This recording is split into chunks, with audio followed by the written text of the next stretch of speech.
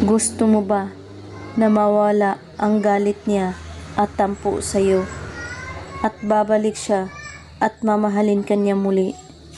Gawin ito ngayong gabi bago kayo matulog.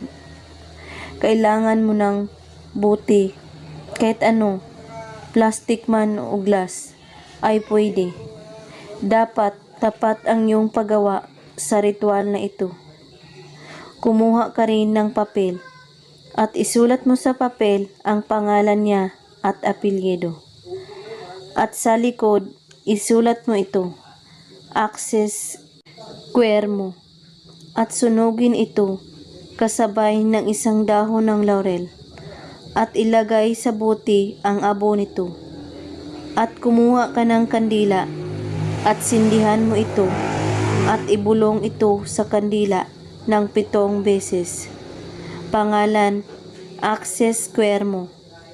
Babalik ka sa akin at magmamakaawa.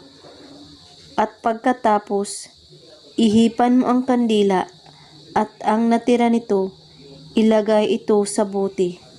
At lagyan mo rin ito ng insekto, kahit anong klase po. At takpan mo ito at ibaon mo ito sa lupa. Pag-ising mo sa umaga, saka mo ito ibaon. At huwag mo itong gawing laro dahil napakapangyarihan ito. Kailangan walang ibang makakaalam nito at makakakita sa iyong ginawang ritual.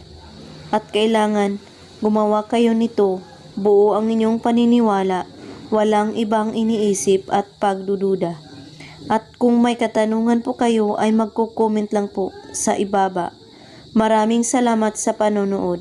May God bless us all.